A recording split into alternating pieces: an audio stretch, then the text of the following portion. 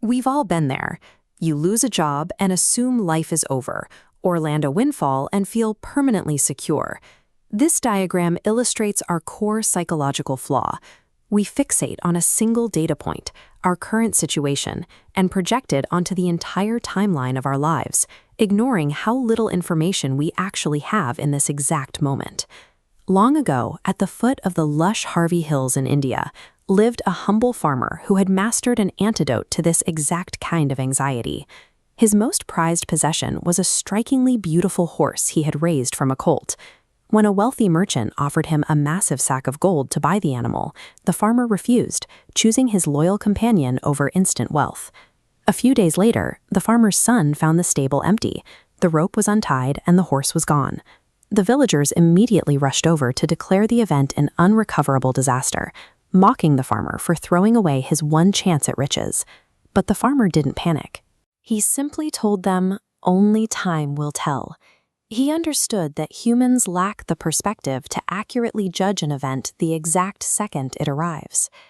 About a week later, the missing horse returned, but he did not come back alone. Following right behind him were 5 magnificent, untamed wild stallions from the forest. Overnight, the village gossip inverted. The same neighbors who had pitied the farmer now stared in jealousy, loudly proclaiming that he was the luckiest man alive and that this was a permanent blessing. The farmer remained entirely unfazed. His reaction reveals the first step toward lasting calm. You have to forcibly stop yourself from judging a moment the second it happens. Watch this expanding frame. When your perspective is restricted, the lines inside look entirely chaotic. But as the view widens, a perfectly structured pattern emerges. Giving life the time to reveal that wider picture prevents the emotional volatility that drives most anxiety. Eager to train their new animals, the son mounted one of the wild stallions, but it violently bucked him off. The fall resulted in a sickening crack. The young man's right leg was broken in 2 places, severely crippling his ability to work the fields alongside his father. Right on cue, the villagers swung back into deep despair, deciding the horses were a curse. The farmer sat quietly by his son's bed and delivered the same reply. Only time will tell. This reveals a second layer of the process. Trust that what we categorize as a curse is frequently just a necessary transition period between where we are and where we are going. This diagram shows exactly how our perception fails us. We hit a solid barrier and assume it's a dead end. But a shift in perspective reveals that the obstacle is actually a detour designed to move us toward a higher elevation. Weeks later, a brutal border war erupted, and the king's soldiers arrived to draft every able-bodied young man in the village.